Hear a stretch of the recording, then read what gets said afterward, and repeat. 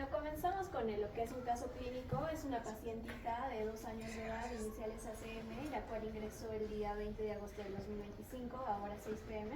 El motivo de su llegada a emergencias es porque la madre refiere que se tomó todo un frasco de Panadol jarabe. Tiene un tiempo de enfermedad. Bueno, en lo que es la enfermedad actual, la madre refiere que a las 5:30 p.m. ella salió por 5 minutos de su casa y dejó junto a la menor un frasco de Panadol jarabe abierto. Y a su regreso vio que la niña estaba terminándose de tomar todo el frasco, por lo cual acude a emergencias. El tiempo transcurrido, es decir, el tiempo de enfermedad, serían aproximadamente de media hora entre lo que ingirió la bebida y hasta que llegó al hospital. Entonces, para dar un contexto, sabemos que el Panadol jarabe va a ser un jarabe que su compuesto principal va a ser el paracetamol. La presentación viene de 60 mililitros y tiene una concentración de 160 miligramos en 5 mililitros, lo que hace que en 1 mililitro tengamos 32 miligramos de paracetamol. Siguiente diapositiva. Mira, ahí nomás vuelve a la...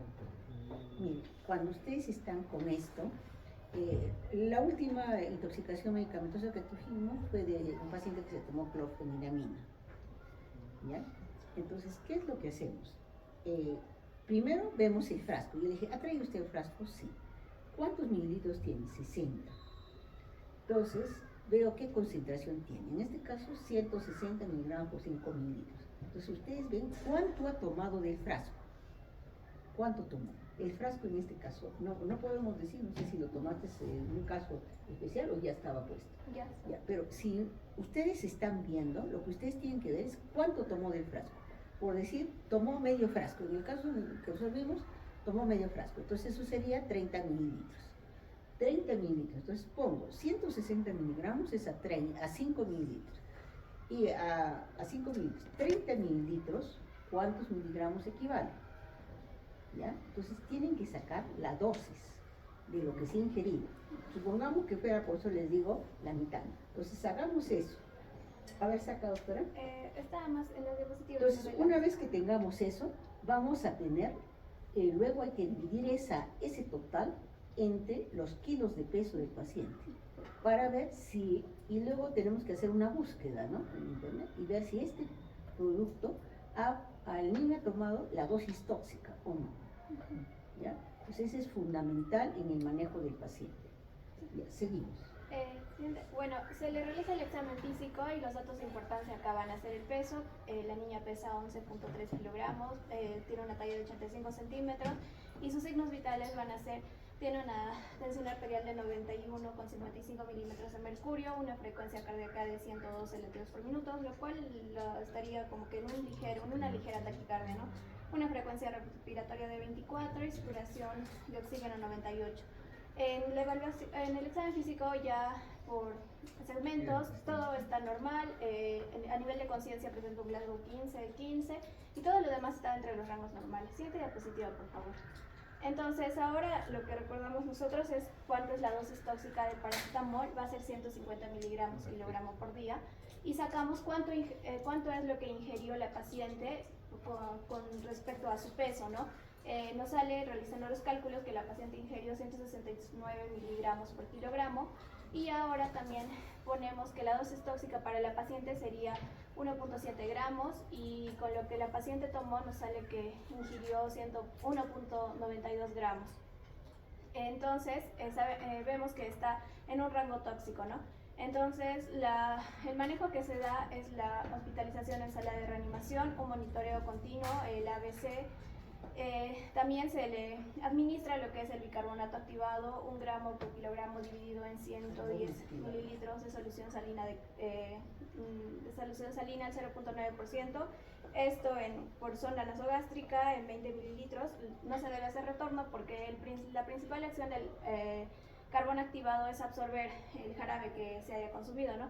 Se solicita lo que es el hemograma, los tiempos de coagulación, transaminasas, bilirrubina, una AGA, lactato, y como en este hospital se demora lo que son los análisis, se procede a lo que es el protocolo de intoxicación con paracetamol haciendo uso del antídoto que es el N-acetilcisteína.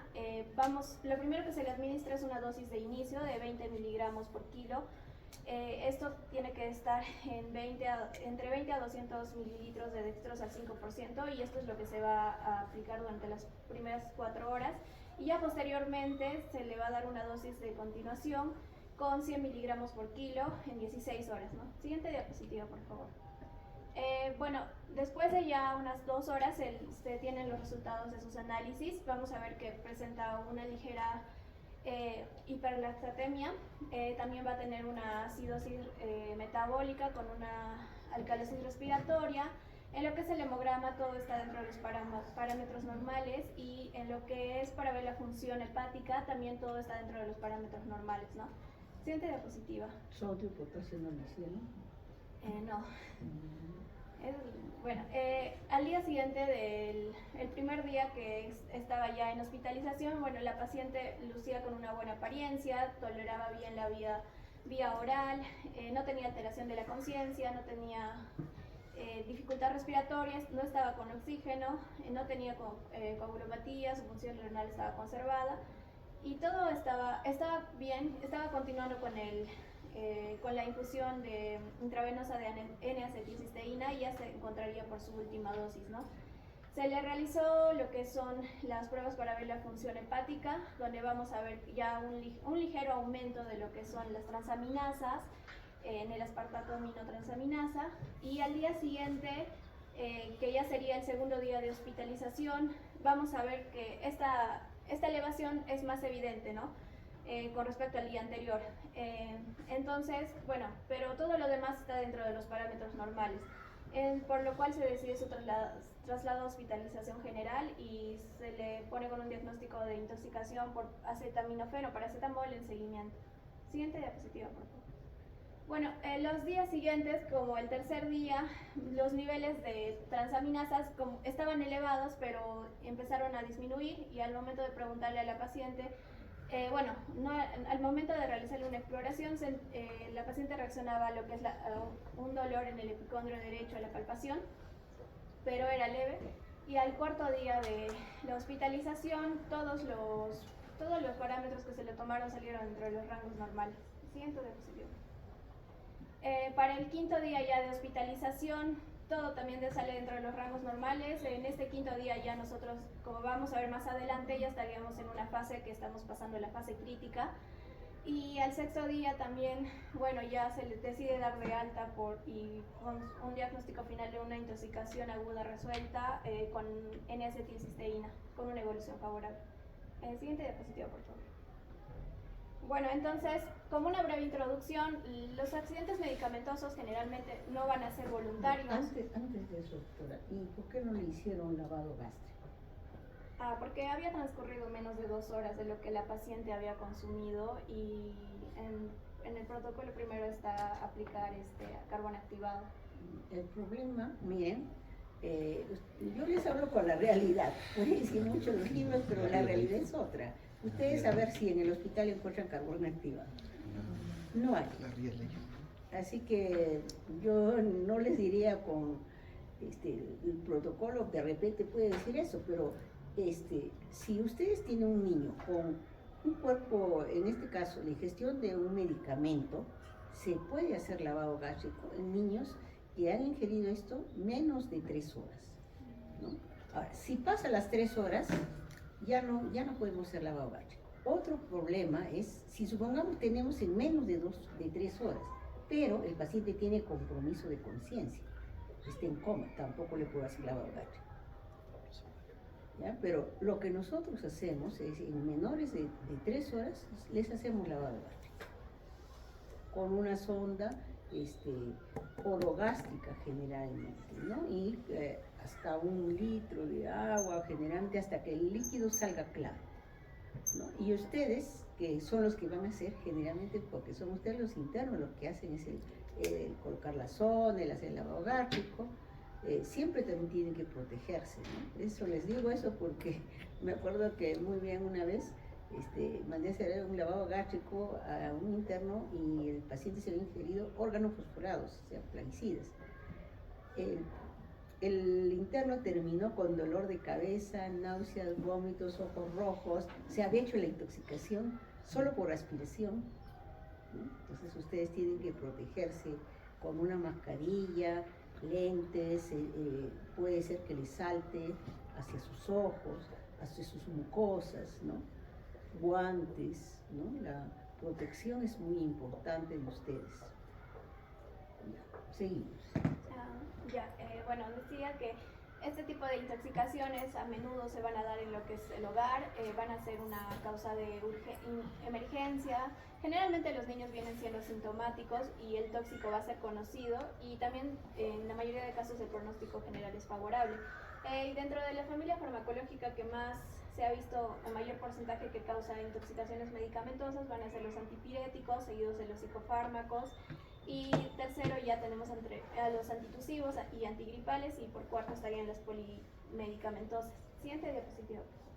Bueno, entonces para entrar más al tema, vamos a hablar más de lo que es la intoxicación por paracetamol. Como recordamos, el paracetamol o acetaminofén va a ser un analgésico que también tiene propiedades antipiréticas. Va a inhibir lo que es la síntesis de la prostaglandina E1 en el hipotálamo. Y la dosificación, según lo que yo encontré, en niños menores de 12 años va a ser de 10 a 15 miligramos por kilo, esto vía oral o vía rectal cada 4 a 6 horas, y no se debe administrar en más de 5 dosis en 24 horas. Y en neonatos va a ser la misma dosis, pero de cada 6 a 8 horas. Y bueno, la dosis recomendada de paracetamol va a ser aproximadamente 60 miligramos por kilogramo al día, y tiene que ser repartida en dosis en 4 a 6 tomas diarias. Siguiente diapositiva, por favor. Y para recordar un poco acerca del metabolismo del paracetamol, este va a ser netamente hepático, un 90% se va a realizar por conjugación, donde vamos a tener de resultado metabolitos no tóxicos, pero otro porcentaje va a actuar lo que es el citocromo P450, el cual va a producir el N-acetilbenzoquinona. Este va a ser un metabolito tóxico, pero en el hígado también se va a producir lo que es el glutatión, el cual contrarresta el efecto tóxico de este N-acetilbenzoquinona. Entonces, ¿qué es lo que pasa en una intoxicación? Se va a producir más cantidad de este metabolito tóxico, y el glutatión no va a poder con toda esta carga. Entonces se van a liberar los radicales libres, los nitrógenos, lo cual va a llevar a una necrosis celular, una apoptosis celular, y por ende un daño renal, porque la eliminación del paracetamol es renal, y también un daño hepático, ¿no? Siguiente diapositiva, por favor. Bueno, como ya mencioné, también la dosis tóxica va a ser de 150 miligramos por kilogramo. Hay algunos autores que indican que entre la edad de 8 a 12 años, la dosis tóxica va a ser más o igual de 200 miligramos por kilogramo. Y tenemos dos tipos de intoxicación por paracetamol, ¿no? La aguda va a ser la más frecuente, se puede diagnosticar con una buena anamnesis y generalmente es accidental en preescolares. Siguiente diapositiva. Bueno, dentro de las manifestaciones clínicas tenemos lo que son las 4 fases. Miren, las intoxicaciones medicamentosas que nosotros tenemos actualmente en el hospital no son siempre accidentales, porque las accidentales son las de los niños, pero en los adolescentes, y ustedes están haciendo adolescentes en esta etapa, las adolescentes son intentos de suicidio. Entonces, los intentos de suicidios usan lo que tienen a la mano. La última intoxicación que hemos tenido, más grave, ha sido una chica de 13 años que se ingirió ácido valproico. Esta niña, a los 3 años recibía ácido valproico ya desde los 3 años, porque ella tenía epilepsia. Luego ya no tenía la epilepsia y tenía una cefalea crónica. Entonces le habían indicado el ácido valproico. ¿Qué pasó? Ha sido el día 15 de agosto, el día del equipo. Entonces, ¿qué pasa? Que la mamá se fue a trabajar como de costumbre, salía en la mañana y llegaba en la noche, y se quedaba con su tía. Y su tía, como era 15 de agosto, también salió y la dejó sola a ella. La chica ha estado llorando, deprimida, y dice que le dolía mucho la cabeza. Según ella, le dolía mucho la cabeza y se tomó 12 pastillas de ácido de 500. Entonces, fue bastante. Entonces, el paciente vino en una complicación con acidosis láctica, hiponatremia severa. El sodio llegó a 102, imagínense, una acidosis láctica, ¿no? Y bien grave llegó la paciente. El paciente entró a cuidados intermedios, ¿no? Luego hizo un poco de toxicidad hepática y así. Entonces, hay que tener cuidado con los intentos de suicidio. Pueden ser de medicamentos que ellos toman o que la familia toma. Otro caso fue de una chiquita que en este caso fue accidental, más por curiosidad, una niña de 7 años que vivía con la abuelita, pero la abuelita era diabética. Entonces, el paciente nos trajeron en coma, ¿no? Lo trajeron del colegio en coma. Entonces, ¿qué ha pasado? Y de repente, ¿qué ha pasado? Dice la abuelita, no sé, le falta capaz sus medicamentos, señora. No. La señora siempre decía que no le había faltado. En eso, lo primero que hicimos nosotros fueron estudios de laboratorio con el paciente, ¿no? Y un hemoglucotés. El hemoglucotés es algo muy, muy rápido, en segundos prácticamente, ¿no? Tenía una glicemia de 20. Y basta que la abuelita nos dijo que era diabética, entonces nosotros sospechamos, seguro se ha tomado sus medicamentos de la abuelita. Entonces ya le pusimos su dextrosa al 10%, su bolo a 5 mililitros por kilo, luego ya le pasamos su infusión de dextrosa y la niña despertó. Ella misma nos contó todo lo que había hecho, que dice que ya hacía una semana que se iba tomando los medicamentos de su abuelita porque eran dulces. Entonces se había estado tomando. Entonces dice que la profesora, cuando iba al colegio, le decía, ¿por qué te duermes? Si está durmiendo en la clase. ¿Por qué te duermes? Y entonces ya así había pasado como 3 días. Y en el último día la niña se desmayó y la trajeron en coma. ¿No? Ya la glicemia había llegado a mínimo, pues en 20. ¿No? Después otra vez tuvimos también otro caso de otro muchacho que era un intento de suicidio, se había tomado fenobarbital. Su hermano era epiléptico y había agarrado el fenobarbital de su hermano y se tomó el chico para el intento de suicidio, ¿no? Entonces, no solamente son accidentales, también son intentos de suicidio en el caso de los adolescentes. Tienen que tener cuidado y presente eso, porque eso va a ser más frecuente que los accidentales. ¿Ya? Vamos a seguimos. Entonces, bueno, en cuanto a las manifestaciones clínicas, vamos a observar que tienen 4 fases y estas fases van a estar divididas por lo que son las horas, ¿no?, que ha transcurrido desde que la paciente, la paciente ha ingerido el paracetamol se ha intoxicado con paracetamol. Dentro de la primera fase, que van a ser las de 0 a 24 horas, generalmente el paciente va a estar asintomático y si tiene síntomas va a presentar náuseas, vómitos, malestar general, sudoración, anorexia a lo que es en la 6ª hora de post-ingestión. Y en lo que son las pruebas de la función hepática, si se le realiza, todo aparentemente va a salir normal, no va a haber ninguna alteración. Ya en la fase 2, que va a ser en un tiempo de 24 a 48 horas, como vimos en el caso clínico, vamos a ver que la paciente tuvo una hipersensibilidad en el hipocondrio derecho a la palpación, va a haber una ligera hepatomegalia, y acá sí va a haber una ligera también se va a presentar lo que es la hipertransaminemia, o sea, un QI alargado, una hiperbilirubinemia, una elevación de la creatina. En la fase 3, que ya va a ser de 48 a 96 horas, se puede presentar en casos graves una insuficiencia renal y hepática, ictericia, coagulopatías, encefalopatía, hipoglicemia, oliguria y pancreatitis, ¿no? Y acá vamos a ver también los picos analíticos de alteración hepática y renal, y bueno, característicamente una hipertransaminemia. Y en la fase 4, que ya va a ser una fase como que cuando ya se ha pasado lo más crítico, como esto se va a dar entre el 4.º día y a las 2 semanas, puede progresar a lo que es un coma o también se va una resolución del cuadro. Y bueno, vamos a tener las alteraciones progresivas o una normalización de los análisis en semana. Siguiente diapositiva, por favor. Dentro de las pruebas diagnósticas que se debe realizar, es importante realizar una glicemia, bilirrubina, subanálisis, iones, un equilibrio de lo que es el ácido base, un hemograma completo, una función tanto renal como hepática, así como también un tiempo de protrombina y un tiempo de tromboplasmina, ¿no? Y bueno, la toxicidad con paracetamol va a ser grave en 3 contextos, ¿no? Si los niveles plasmáticos del fármaco van a superar los 200, 150 miligramos de cilitro, tanto a las 4, 8 y 12 horas respectivamente, si los niveles séricos de bilirrubina o aspartato transaminasa van a superar los 4 miligramos sobre decilitro respectivamente, o si el tiempo de protrombina prolongado va a estar prolongado en cualquiera de las etapas que vimos anteriormente. El siguiente diapositivo. Bueno, en cuanto al tratamiento, lo ideal es que se realice, si es menor a 4 horas de la ingesta, se debería administrar lo que es el carbón activado en dosis de 1 gramo kilogramo por vía oral o por sonda nasogástrica. Esto si la ingesta ha sido menor a principalmente menor a 2 horas, pero también hasta las 4 horas.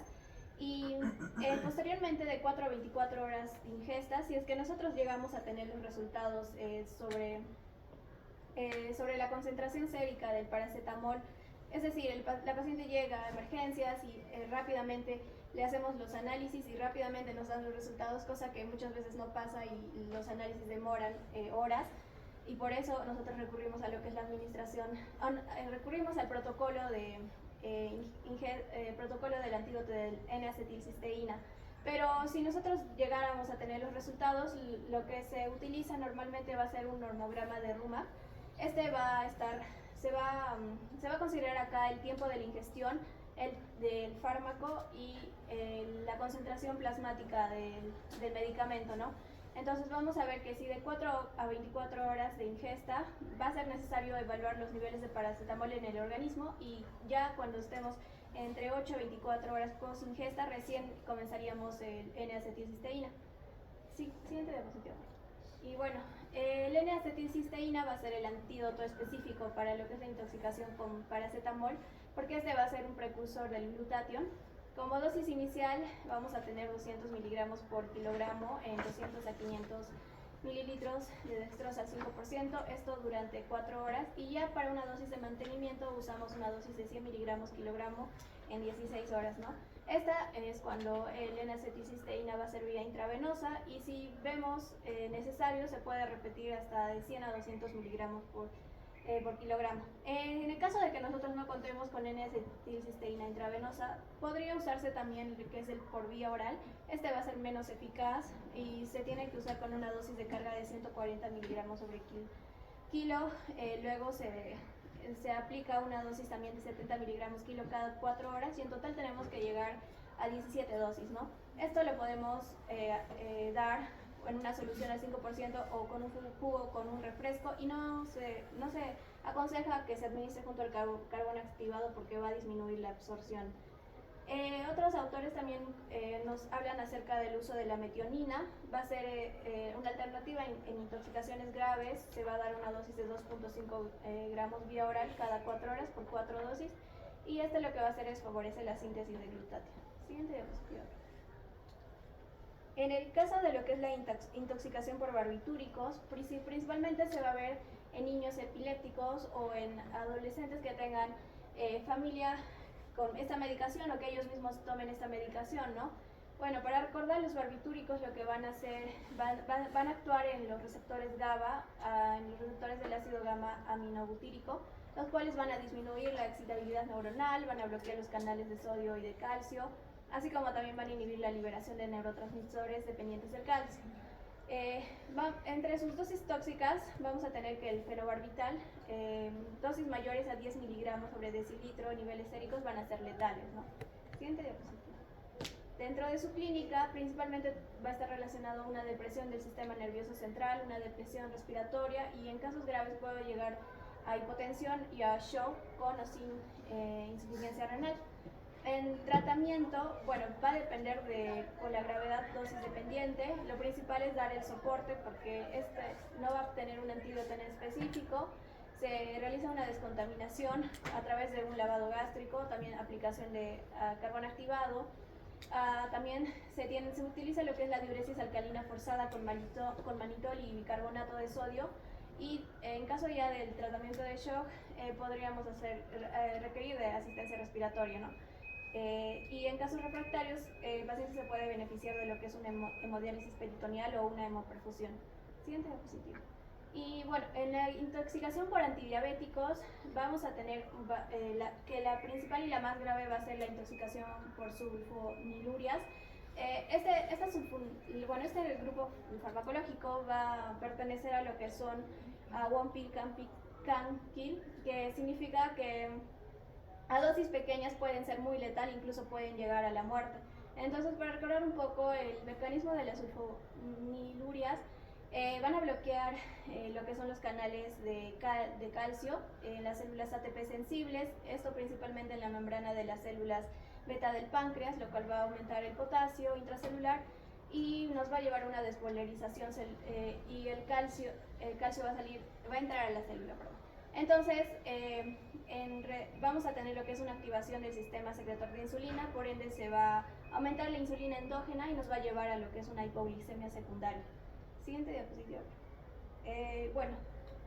En lo que es la dosis, 2 miligramos incluso es una dosis, o incluso una dosis única, puede ser muy grave y puede causar incluso la muerte.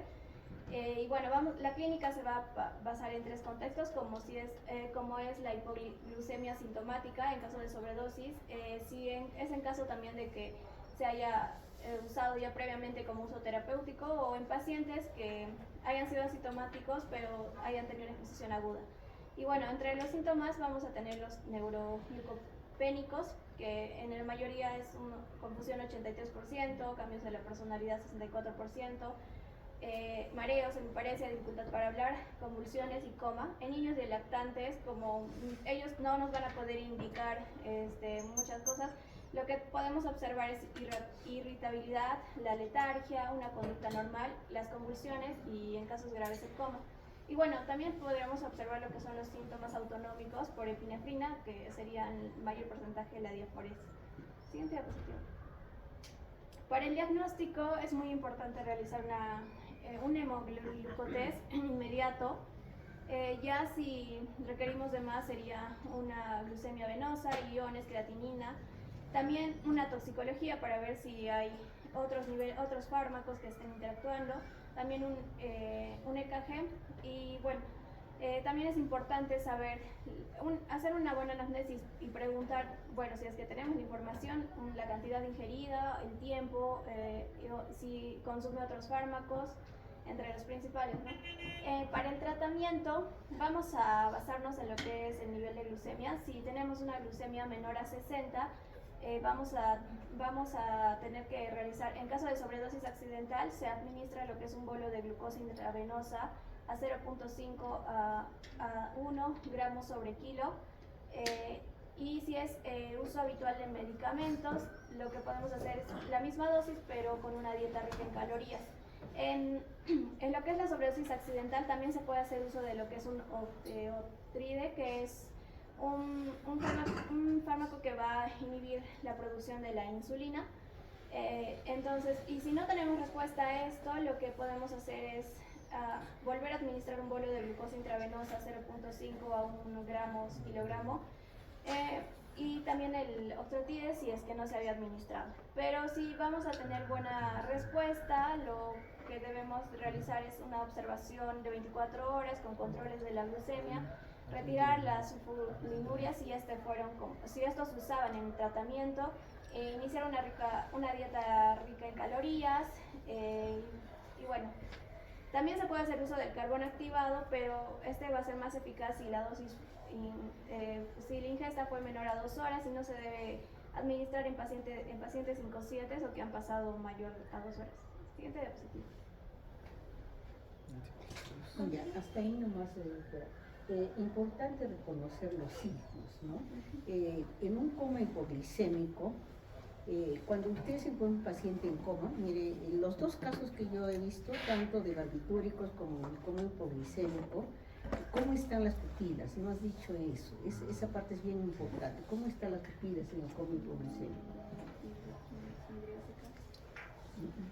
Al contrario, puntiformes, pupilas puntiformes, ¿no? Hay que tener cuidado con pupilas puntiformes, porque pupilas puntiformes también se ve en la intoxicación por plaguicidas o organofosforados. Pero este paciente tiene pupilas puntiformes, tiene frialdad distal, sudoración, ¿no? Y está hipotónico, flácido, su Glasgow está en 3, está en coma, ¿no? Entonces, y si ustedes hacen su hemoglucosa rápidamente, pueden determinar eso e inmediatamente dar el bolo de glucosa, ¿no? Que en niños mayores de un mes, ¿no? Vendría a ser 2 mililitros por kilo, un bolo, y luego ya pasan la dextrosa en infusión. Pero si el niño es menor de un mes, ¿no? Pueden dar hasta 5 mililitros por kilo. Ahora, en el caso del fenobarbital, el fenobarbital también produce pupilas puntiformes, pero por ejemplo no encuentran eso de la frialdad distal, la sudoración en la frente, eso no lo encuentran, ¿no? En ese caso, por ejemplo, nos sirvió mucho el antecedente de que el padre dijo que su otro hijo era epiléptico y que recibía fenobarbital, entonces nosotros pensamos que pudiera ser el fenobarbital la causa. Ahora, el hacer el dosaje del medicamento, eso no es inmediato. Imagínense que fuera de tarde. En la tarde el laboratorio no se lo va a hacer hasta un dosaje de, por ejemplo, de ácido valproico o de cualquier medicamento, no lo hacen acá en Arequipa. Demora aproximadamente 5 días. Entonces, bien difícil es que les ayuden con eso. Mejor que hagan una buena anamnesis porque eso les ayudaría más rápidamente que esperar el dosaje del medicamento. ¿Ya? Sí. Vamos a continuar con el ácido valproico. Este va a pertenecer a los antiepilépticos y vamos a tener la clínica que va a ser neurológica, cardiovascular y van a presentar también alteraciones metabólicas. En este caso, en la neurológica tenemos la sedación, la agitación, la miosis, también podemos llegar a un coma. En el caso de cardiovascular encontramos hipotensión, el aumento de la onda QT. Y en las alteraciones metabólicas, una acidosis metabólica, una hipoglucemia, una hipocalcemia y una acidosis láctica. Según estudios también hemos encontrado que podría producir una pancreatitis o una hepatitis. Hiponatremia produce, no hiponatremia. Y la hiponatremia es severa. Como les dije, 102, es lo más bajo que hemos visto en el sodio, ¿no? Normalmente menos de 120 severo, pero 102 era tremendamente bajo en el paciente. Y acidosis láctica con el lactato en 5 y el pH en 7.01, ¿no? Para que vean, la acidosis láctica es algo así bien impactante. Y estos síntomas mayormente se van a presentar dentro de las primeras 4 horas. Consideramos una dosis letal de 750 miligramos por kilogramo. Y respecto al manejo y el tratamiento, para exámenes complementarios nos vamos a guiar más que todo de la clínica. Entonces, si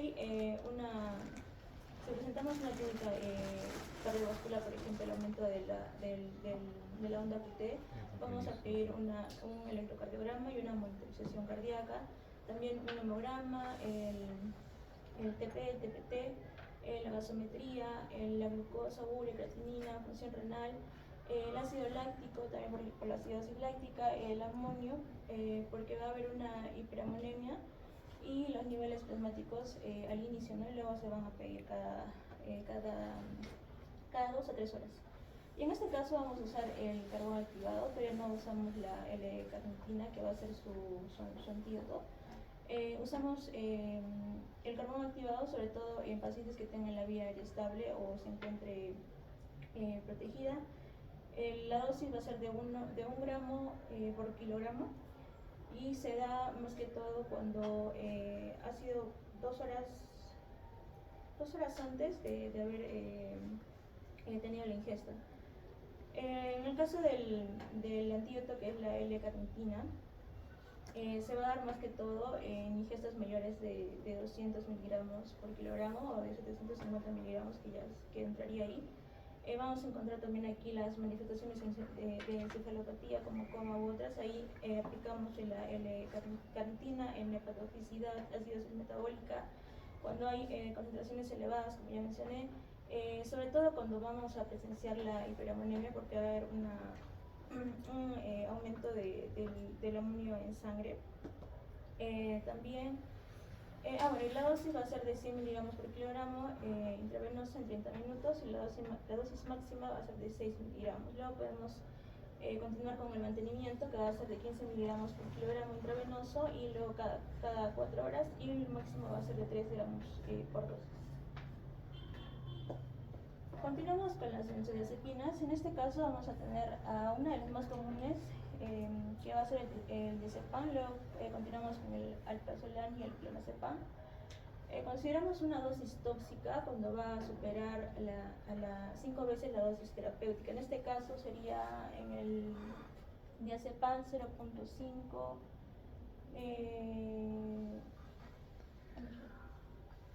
de 0.1 a 0.3, sería 0.5 a 1.5, si no me equivoco, la dosis tóxica. En la clínica vamos a encontrar nuevamente algo neurológico, más que todo, casi en la mayoría de medicamentos vamos a presentar esta clínica que es neurológica, cardiovascular, también va a haber respiratoria, algunos van a ser metabólicas. En el caso de la neurológica de las benzodiazepinas, encontramos la ataxia, que es la frecuente. O sea, si tenemos a un paciente que viene con ataxia, entonces debemos sospechar de que también puede ser una intoxicación por benzodiazepinas. Luego tenemos a la somnolencia, la disartia, el nistagmo, la miosis o migrasis, y también puede producir coma. En el caso cardiovascular, una hipotensión, bradicardia, alteraciones en el electrocardiograma. En la respiración, una depresión respiratoria, y otros que podemos encontrar la rhabdomiólisis y la hipotermia. Los exámenes complementarios van a estar orientados más que toda la clínica. Lo primero que vamos a hacer siempre es el diagnóstico clínico, ¿no? Basado en la historia y cómo ha sucedido, también los síntomas que tiene.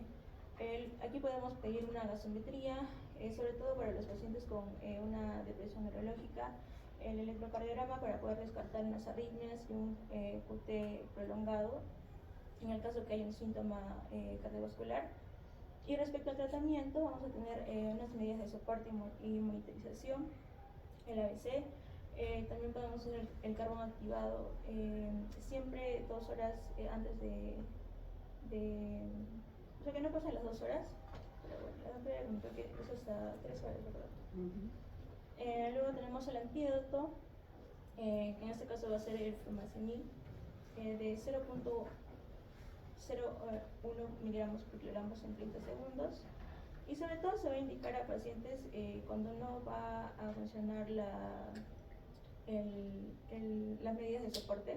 Por ejemplo, no hay una buena vía aérea, no hay un buen soporte respiratorio, tampoco circulatorio, o cuando hay una intoxicación severa, no se utiliza los antídotos como primera línea.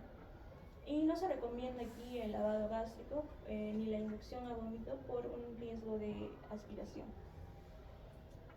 Esto es un poquito resumen de lo que les acabo de mencionar. La dosis es más de 5 veces de la terapéutica, el carbón activado.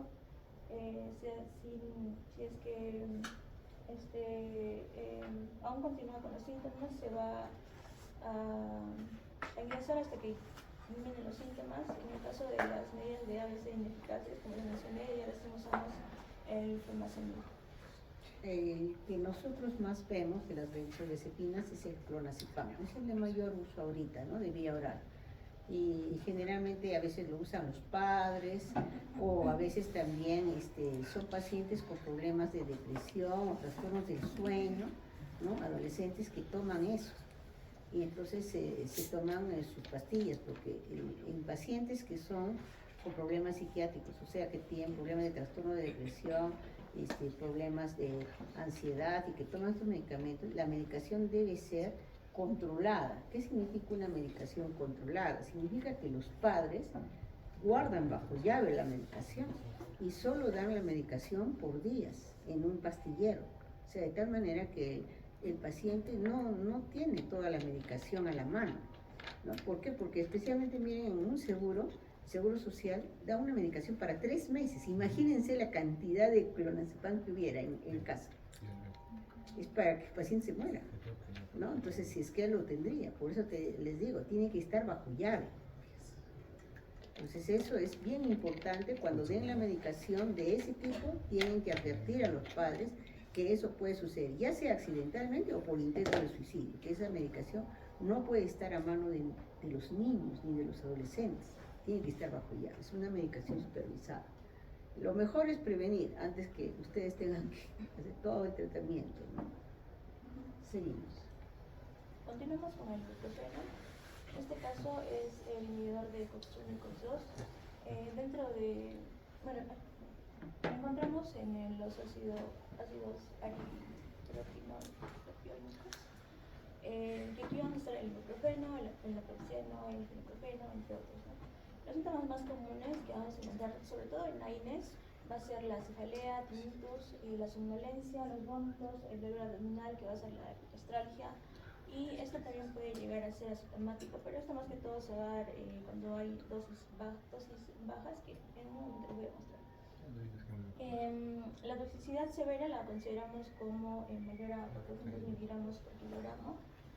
Y estos síntomas van a aparecer normalmente dentro de las primeras 4 horas y van a ceder dentro de las, pasadas las 24 a 48 horas. Y de acuerdo a la toxicidad vamos a encontrar en la clínica lo que más se va a poder ver va a ser los neurológicos, como la letargia, la cefalea, el nistagmo, puede haber convulsiones. Otros podemos presentar también hipotermia, una hemorragia gastrointestinal, una hipotensión, una acidosis metabólica con un ánimo aumentado, una falla renal y hepática también. Y de acuerdo a esto pedimos también nuestros exámenes complementarios.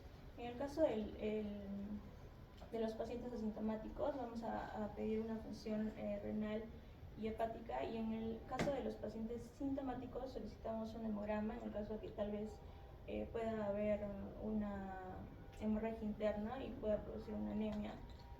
Los electrolitos, una función renal y hepática, la coagulación, el tiempo de protrombina y los gases arteriales también. Tenemos en las medidas de estabilización, que va a ser el ABC, que siempre se debe aplicar en todos los medicamentos, bueno, en todas las intoxicaciones por medicamentos. Luego la descontaminación gastrointestinal, en este caso tomamos como primera opción el carbón activado de 1 gramo por kilogramo. Luego podemos tener la otra opción, que es el lavado gástrico, solo si se da una intoxicación masiva, si está dentro de la primera hora, o en este caso dentro de las 3 primeras horas. La fluidoterapia para corregir las anomalías electrolíticas, también la acidosis metabólica severa. Aquí vamos a usar el bicarbonato, en un momento les voy a explicar el cuadrito. Y el tratamiento de soporte, en el caso que se presenten convulsiones, utilizamos benzodiazepinas, podemos usar un IPP para la protección gástrica, como el pantoprazol. Para la hipotensión también de vasopresores, y en el caso de falla renal aguda, una terapia de depuración extrarrenal como la hemodiálisis, ¿no? Pero la hemodiálisis se utiliza ya en casos un poco ya extremos. Ya. Ahí nomás, doctora, un ratito pasamos al anterior. Nosotros hemos tenido niños pequeñitos, menores de 1 año, en los cuales la mamá le ha dado ibuprofeno, le habían dejado ibuprofeno condicional a fiebre, y le ha dado de 4 a 6 veces el ibuprofeno, ¿no? Entonces, el niño lo trae al día siguiente porque empieza a vomitar con sangre rojo rutilante. Entonces, que tenía una hemorragia digestiva alta y ningún otro síntoma, lo único que irritabilidad, y empezaba a vomitar con sangre. Entonces, la hemorragia digestiva se puede producir por el ibuprofeno, no se puede pasar la dosis del ibuprofeno. ¿Cuál es la dosis del ibuprofeno? No, es de 10 a 15. Nosotros siempre usamos la dosis de 10, es la más segura. Pero con dosis de 15, imagínense, nomás cada 6 horas ya tenemos ese problema de hemorragia digestiva. Y si es cada 4 horas es peor, ¿no? Entonces, tener cuidado con eso. Y en la protección gástrica, acá nosotros usamos más el omeprazol que el pantoprazol. Usamos el omeprazol, que es el que tenemos más a la mano, en endovenoso, ¿no? Porque si el paciente está vomitando no vamos a poder dar vía oral, entonces omeprazol endovenoso, y podemos usar también un protector gástrico, ¿no? Que es el sucralfato. Entonces es un protector que hace una película, ¿no? También estos pacientes pueden ir a una endoscopía y a veces se puede ver problemas de esofagitis o que se llama gastritis, ¿no? Hasta úlceras, ¿no? Se pueden ver. Entonces son pacientes que se les puede hacer endoscopía. Mira, seguimos. Bueno, este es el cuadrito que les mencionaba. Se puede ver la intoxicación severa, que es más de 400 miligramos por kilogramo, que es moderada, de más de 100 miligramos por kilogramo, y la leve, que es de menos de 100 miligramos por kilogramo, y naturalmente es asintomática. Bueno, y todo lo que se muestra ya es lo que he explicado, ¿no? En el caso de la intoxicación severa, cuando es más de 400, siempre se evalúa si es menos de una hora o más de una hora, y ya depende de eso se actúa. Bueno, y tenemos los principios generales del manejo. ¿Qué es lo primero que debemos sospechar cuando nos va a llegar un paciente con una intoxicación por medicamentos? Primero, el inicio, va a haber un inicio preagudo de los síntomas, va a ser de un momento para el otro. Hay una presentación clínica que no está explicada por algún trastorno, el niño no tiene ninguna enfermedad que pueda explicarle esos síntomas, o no ha presentado algún cuadro días antes, ¿no? En el caso, también vamos a presentar un compromiso multisistémico sin causa aparente. Entonces, en el paso 1, lo primero que vamos a hacer es una reanimación inmediata. Lo que va a ser nuestra prioridad va a involucrar los principios generales, que es el ABC. Vamos a utilizar medidas para restaurar la vía aérea, la respiración y la circulación. Luego continuamos con el paso 2. Aquí nos va a importar la historia, la naturaleza, la dosis, cuánto ha consumido, si es que podemos contabilizarlo, ¿no? La mamá o la persona que ya está encargada del niño nos puede decir cuánto ha sido, más o menos. El momento de la exposición y la progresión de los síntomas, ¿no? Desde qué momento ha empezado a presentar los síntomas, cómo es que se ha presentado. Y en el examen clínico vamos a ver los signos vitales y los indicadores de intoxicación. Luego, en el paso 3 tenemos a una prevención de la absorción. En este caso, la descontaminación gastrointestinal, que es el lavado gástrico, el carbón activado y los vómitos forzados. En el lavado gástrico tenemos de 10 a 15 mililitros por kilogramo de solución salina, que es lo que se usa. Tenemos una ingestión, cuando hay una ingestión de gran volumen lo usamos. Además, cuando son menores de, no ha pasado más de 60 minutos, en este caso sería no ha pasado más de 3 horas. Sobre todo lo aplicamos en pacientes obnubilados, y está contraindicado en la intoxicación por corrosivos, intoxicación por hidrocarburos, en niños muy pequeños, en pacientes comatosos también. Y eso más que todo porque puede haber un riesgo de una aspiración. Bueno, y es lo principal. Los vómitos forzados no es tan frecuente, o sea, usarlo, pero en algún momento se ha hecho uso de este. Va a ser contraindicada en lactantes menores de 6 meses, en niños comatosos también, en intoxicaciones por corrosivos, porque podría dañar toda la vía, y en cuerpos extraños punzantes. Y en el caso del carbón activado, vamos a administrar bueno, lo recomendado es de 1 gramo por kilogramo, pero puede ser hasta 2 gramos. No va a ser eficaz en los metales pesados, corrosivos, en hidrocarburos tampoco. Cuando se va a hacer con consumo de alcohol y compuestos insolubles en agua. Va a ser contraindicado en casos cuando hay una sospecha de desvío paralítico o una obstrucción intestinal mecánica.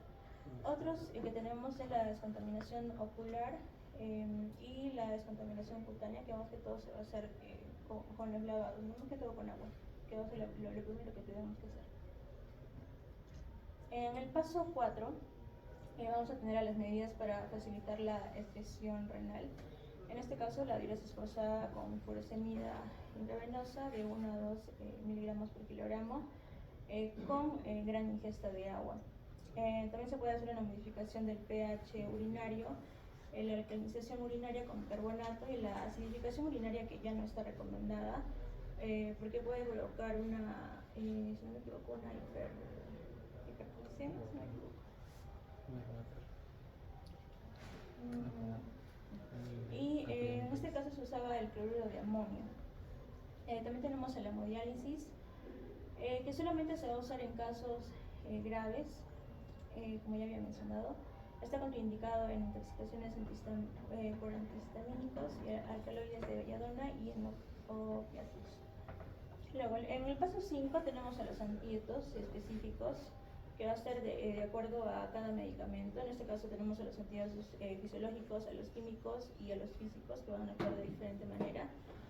Y bueno, ahí se acabarían, ¿no? nuestros 5 pasos. Como última opción tomamos a los antídotos. Pero mira, en el paso de diuresis forzada, antes de dar la furosemida tienen que hiperhidratar. O sea, no pueden dar furosemida y no le están poniendo líquidos, ¿no? Entonces, normalmente, ¿cuánto es la dosis de líquidos normales que ponemos? Si el niño tiene más de 10 kilos, ¿cuánto damos por metro cuadrado? Diuresis, la hidratación normal, 1500 por metro cuadrado, eso es lo normal. Pero si nosotros vamos a hiperhidratar, vamos a dar de repente a 2000 por metro cuadrado, podemos llegar hasta 2500 por metro cuadrado, ¿no? Y ahora, eso es en niños mayores de 10 kilos o de un año. Ahora, si el niño es menor de 10 kilos o menor de un año, entonces trabajamos por kilo de peso. Entonces, en ese caso, lo normal que damos es a 100 por kilo de peso. Si nosotros queremos hiperhidratar, damos 150, podemos llegar hasta 200 por kilo. Entonces, y así hiperhidratamos. De repente solo con forzar la hidratación, aumenta la hidratación y el niño orina. Es suficiente con eso. Pero si ustedes persistieran, a pesar de haber dado buena hidratación y sigue olivúrico, entonces ya usa la furosemida, ¿no? Entonces no siempre tienen que usar al inicio la furosemida. Primero tienen que hiperhidratar y luego ya recién la furosemida. Y bueno, ¿en qué pacientes se podría indicar el ingreso a unidad de cuidados intensivos? Sobre todo en pacientes con una alteración neurológica grave. En el caso del ácido valproico, cuando hay la escala de Glasgow menor o igual a 8, cuando hay unas convulsiones repetitivas, y en la inestabilidad hemodinámica también, la inestabilidad hemodinámica cuando también puede haber hipertensión, ¿no? O hipotensión, ¿ya? Por ejemplo, en el ácido valproico inicialmente hay hipotensión, pero como el paciente hace hiponatremia, y entonces tenemos que dar cloruro de sodio al 3% para mejorar la hiponatremia.